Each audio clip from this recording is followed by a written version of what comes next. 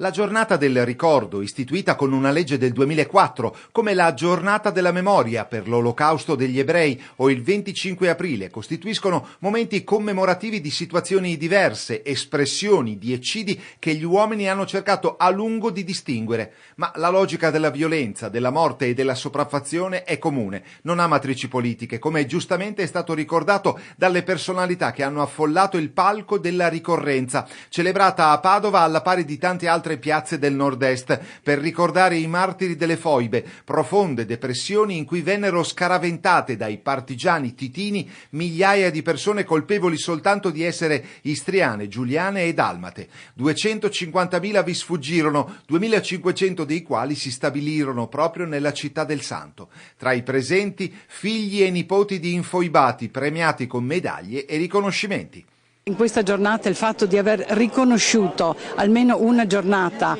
come commemorazione di quello che c'è stato, per noi è stato di grande conforto. L'unico dispiacere,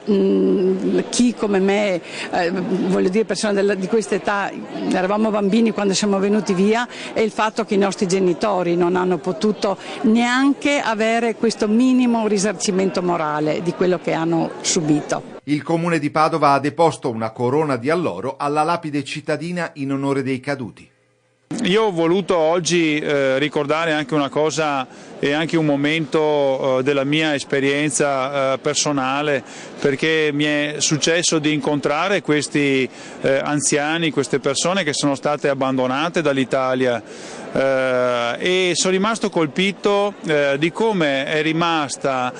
nella loro mente, nella loro memoria, nel loro cuore l'attaccamento con l'Italia, con il popolo italiano. E questa è una cosa che mi ha fatto molto piacere, perché